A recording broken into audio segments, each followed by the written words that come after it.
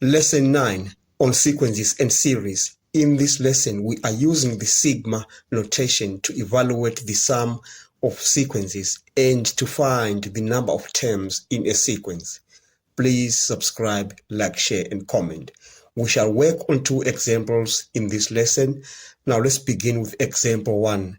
We are given these sums. Now we need to find the number of terms in those sums. All right, so we are going to use the formula that says number of terms. I'll just abbreviate number by using this hash. Number of terms in that sum is equal to the top number minus the bottom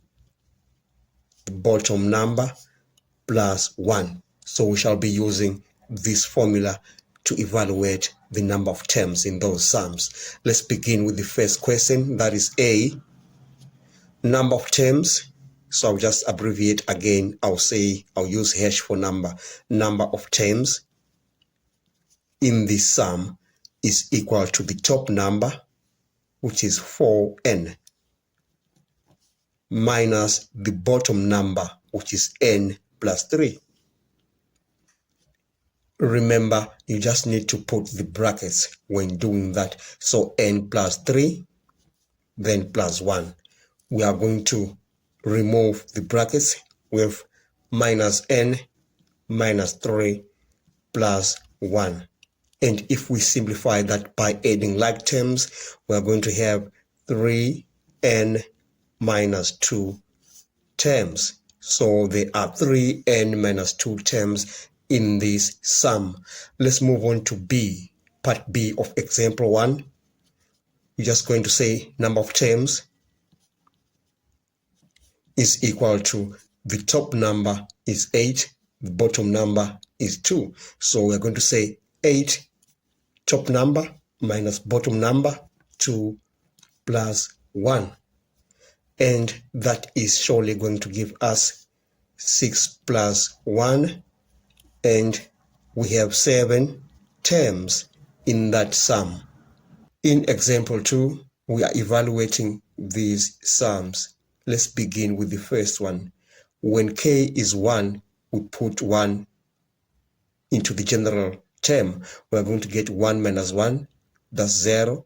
2 to the power of 0, that's 1, times 3, that's just 3. Okay.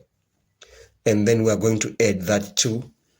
We move on to k is equal to 2. So we've got 2 minus 1, we get 1, 2 to the power of 1, that's 2, times 3, we get 6.